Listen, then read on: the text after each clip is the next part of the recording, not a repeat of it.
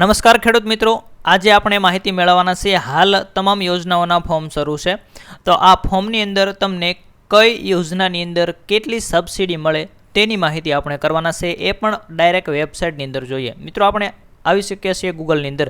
તમારે કઈ યોજનાની અંદર કેટલી સબસિડી મળે તેની માહિતી મેળવવી હોય સંપૂર્ણ, તો આખો વિડીયો જોવા માટે વિનંતી છે. આપણે તમામ યોજનાઓ લેવાના છીએ. તમારે જે યોજનાનો લાભ લેવાનો હોય તે યોજના આવશે એટલે તમારે મિત્રો ત્યાં સ્ક્રીનશોટ લઈ લેવાનો રહેશે. આપણે જોઈએ, ગૂગલની અંદર સર્ચ કર્યું છે આઈ ખેડૂત 2.0. હવે સૌપ્રથમ આપણે જઈએ આઈ ખેડૂત પોર્ટલ ઉપર. આ વેબસાઇટ દોસ્તો ખુલી રહી છે, વેબસાઇટ ઓપન થઈ ચૂકી છે. હવે આપણે સૌપ્રથમ વાત કરીશું ખેતીવાડીને લગતી જે કાંઈ સબસિડી યોજનાઓ છે તેની અંદર કયા કયા લાભો મળવાપાત્ર થશે તેની માહિતી મેળવવાના છીએ. તો ખેતીવાડીની અંદર તમારે મિત્રો અરજી કરવાની હોય તો આ યોજના માટેના ફોર્મ કયા ભરાય છે તેના ડોક્યુમેન્ટની વાત કરવાના છીએ, અને આ યોજનાની અંદર તમને કેટલી સબસિડી મળે તેની વાત કરીશું. થોડી મિત્રો યોજનાની અંદર વેબસાઇટ સ્લો છે. હવે જો અહીંથી આપણે જોવાની શરૂઆત કરીએ, સૌપ્રથમ અહીંયા આપવામાં આવેલું છે ટ્રેક્ટર, જેની અંદર 20 PTO હોર્સ પાવરથી લઈ અને વધુમાં વધુ 60 PTO હોર્સ પાવર સુધીના ટ્રેક્ટર તમે ખરીદી શકો છો. તેની અંદર 20 હોર્સ પાવરના જે તમે મોડેલ ખરીદો તેના ખર્ચના 25% અથવા તો 1 લાખ રૂપિયાની મર્યાદા, બેમાંથી જે ઓછું હોય તે સબસિડી આપવામાં આવે છે. એટલે કે 25% સબસિડી આપવામાં આવશે અને વધુમાં વધુ 1 લાખ રૂપિયા સુધીની સબસિડી આપવામાં આવે છે. તમે જો ટ્રેક્ટરની ખરીદી કરશો તો આટલી સબસિડી મળશે. ત્યાર પછી અહીંયા અલગ અલગ પ્રકારના નામ છે મિત્રો, આપણે ખૂબ જાણીતા હોય તેની ચર્ચા કરીશું. તો પાવર ટીલર છે, પાવર ટીલર તમે લેશો તો તેની અંદર સહાય 50,000 રૂપિયાથી લઈ અને 1,20,000 રૂપિયા સુધીની સહાય મળવાપાત્ર થશે.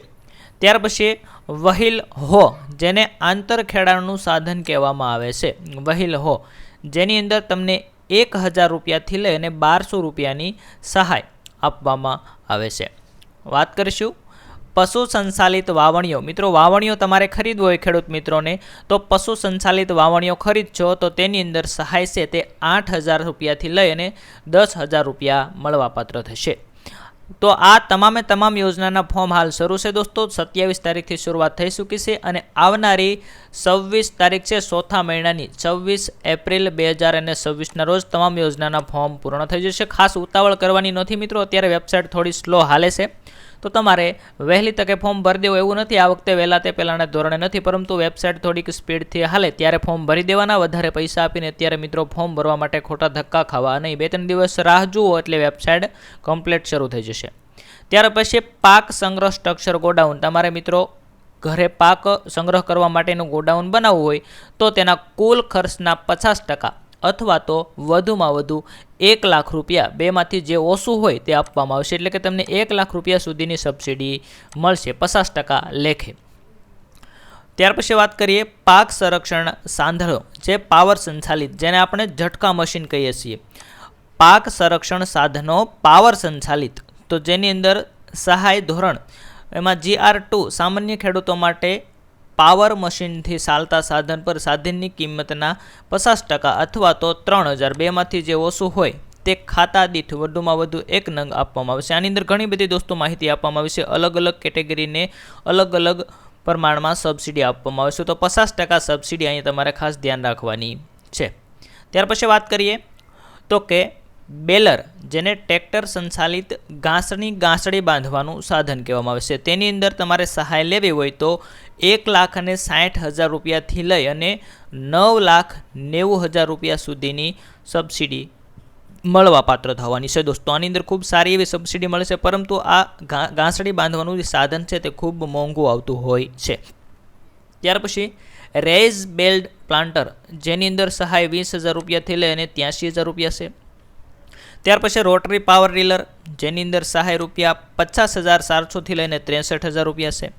આની અંદર ઘણા બધા અલગ અલગ મિત્રો આપણને નામ પણ ન સાંભળાવાય તેવા છે. આપણે વાત કરીશું હવે અહીંયા ખૂબ સારી એવી, તો કે પંપ. તમારે મિત્રો પાણીનો પંપ લેવો હોય, મોટર, તો તેની અંદર 75% એટલે કે 12,000 રૂપિયા, બેમાંથી જે ઓછું હોય તે સહાય આપવામાં આવે છે. અથવા તો અહીંયા તમે જોઈ શકો છો હોર્સ પાવર, જેની અંદર કેટલા હોર્સ પાવરની તમે મોટર લો છો તેના પર આધાર રાખતો હોય છે. તો ખર્ચના 75% અથવા તો 8,700, બેમાંથી જે ઓછું હોય તે. અહીંયા મિત્રો હોર્સ પાવર તમારે ખાસ કરીને ખરીદી કરવા જાઓ ત્યાં પૂછી અને પછી ખરીદી કરવાની રહેશે. ત્યાર પછી આપણે જોઈએ આગળ આ અલગ અલગ પ્રકારના મિત્રો છે સાધનો, પરંતુ હવે માનવ સંચાલિત સાઇથ કાપણીનું સાધન જે માનવ સંચાલિત છે તેની અંદર 2400 રૂપિયાથી લઈને 3000 રૂપિયાની સબસિડી આપવામાં આવે છે. ત્યાર પછી તારની વાડ બનાવવા માટે ઘણા બધા મિત્રોની કોમેન્ટ આવતી હતી. તારની વાડ બનાવવા માટે તમારે સહાય લેવી હોય તો મિત્રો ડોક્યુમેન્ટ કયા જરૂર પડે તેની પણ આપણે એની અંદર વાત કરીશું. તો રાજ્યના ખેડૂતોને પાક સંરક્ષણ હેતુ ખેતર ફરતે તાર ફેન્સિંગ બનાવવા માટેની સહાય યોજના આપવામાં આવે છે, જેની અંદર તારની વાડ બનાવવાની રનિંગ મીટર દીઠ 200 રૂપિયા અથવા તો ખરેખર ખર્ચના 50% બેમાંથી જે ઓછું હોય તે મુજબ સહાય આપવામાં આવશે. આવું મિત્રો તેની અંદર લખવામાં આવેલું છે. 1 મીટર દીઠ 200 રૂપિયા આપવામાં આવશે, જેની અંદર તમારે ઘણા બધા જે તેના ક્રાઇટેરિયા હોય છે તે નક્કી કરેલા હોય તે પૂર્ણ કરવાના રહેશે. થાંભલાના ઊભા કરવા માટેના ખાડાનું માપ અહીંયા આપવામાં આવેલું છે. આ રીતના માપ કરેલા હોય તો જ તમને સબસિડી મળવાપાત્ર થશે. આ મિત્રો એક વખત સ્ક્રીનશોટ લઈ લેવાની રહેશે. હું થોડુંક જ ઝૂમ કરી દઉં એટલે તમને સરળતા રહે. અહીંથી મિત્રો તમારે તારની વાડ બનાવી તો એક આ સ્ક્રીનશોટ લઈ લેવાનું રહેશે. જો આ જે ગ્રીન કલરનું બતાવીને એ તમે સ્ક્રીનશોટ લઈને એક વખત વાંચી લેવાનું રહેશે. દસ્તાવેજની વાત કરીએ તો અહીંયા કયા કયા ડોક્યુમેન્ટની જરૂર પડશે, તો જાતિનું પ્રમાણપત્ર જો તમને લાગુ પડતું હોય તો તે રાખવાનું છે. આધાર કાર્ડ તો બધાને લાગુ પડે છે. પછી કોઈ દિવ્યાંગ વ્યક્તિ હોય તો લાગુ પડે તો જ. ત્યાર પછી બેંકની પાસબુક. ત્યાર પછી સંયુક્ત ખાતેદારના કિસ્સામાં એક બાંયધરી પત્રક તમારે આપવાનું રહેશે. જો સંયુક્ત ભાઈઓના હોય, એક સાથે ઘણા બધા ભાઈઓ 7/12ની અંદર હોય તો તમારે સંયુક્ત હોય તેની બાંયધરી લેવી પડશે. 7, 12 અને 8ની નકલ. ત્યાર પછી વન અધિકારીનું પ્રમાણપત્ર લાગુ પડે તે મિત્રો. એની અંદર વીમાની નકલ છે. આ ઘણી બધી અહીંયા આપવામાં આવેલી છે, પરંતુ તમારે આમાંથી બધી નથી, તમને જે લાગુ પડે તે આપવાની રહેતી હોય છે. ખરીદી બિલ છે, સાધનનો ફોટો છે, ખેડૂત સાથેના સાધનનો ફોટો, બેંક પાસબુક કેન્સલ, આવું ઘણું બધું મિત્રો. પણ તમારે Aadhaar card, bank passbook, ration card, હાથબાર આંઠા લઈને જશો એટલે ફોર્મ ભરાઈ જશે. ત્યાર પછી તમારી અરજી મંજૂર થયા બાદ તમારે આ તમામ ડોક્યુમેન્ટ છે તે રજૂ કરવાના હોય છે. ત્યાર પછી કોઈ વ્યક્તિને માલવાહક વાહન ખરીદવું હોય, ખેડૂત હોય અને તમારે કોઈ 4 પૈડાવાળું વાહન ખરીદવું હોય તો તે ખરીદી શકો છો. તેની અંદર શું છે તો કે 4 પૈડાવાળા અને 600 કિલોગ્રામથી 1500 કિલોગ્રામ સુધીની જે ભાર વહન ક્ષમતા છે તેવા વાહન તમે ખરીદી શકો છો. તેની અંદર મહિલા અનુસૂચિત જાતિના ખેડૂતો હોય તો તેને કુલ ખર્ચના 35% અથવા તો 75,000 રૂપિયા બેમાંથી જે ઓછું હોય તે આપવામાં આવે છે. અને સામાન્યની વાત કરીએ તો કે સામાન્ય અને ખેડૂતોને કુલ ખર્ચના 25% જેમ કે 50,000 રૂપિયા આપવામાં આવશે. જેની અંદર અનુસૂચિત જનજાતિની મહિલાઓ હોય તેના નામે ફોર્મ ભરશો તો તમને 75,000 રૂપિયા સહાય આપવામાં આવશે. બાકીના તમામ ખેડૂતોને 50,000 સહાય આપવામાં આવે છે.